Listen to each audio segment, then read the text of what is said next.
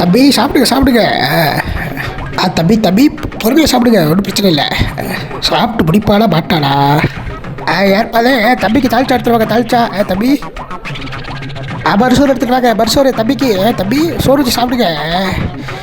இவ்வளோ நேரம் திங்கிறா எந்திரிப்பால மாட்டாளா? இலைய எடுக்கிறோம் வாங்க. தம்பி சாப்பிட்டு முடிக்க போறா. வாங்க.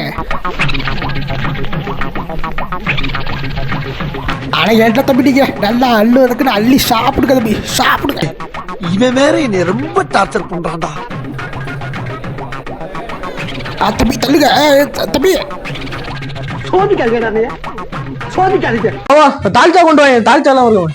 உங்களுக்கு என்னமா மறுசோறு எடுத்துரும். மறுசோறு ஏன் இலை ரொம்ப நேரமா எடுக்க மாட்டேங்குது. யார் இலை எடுக்கிறாளா இருக்குனுங்க.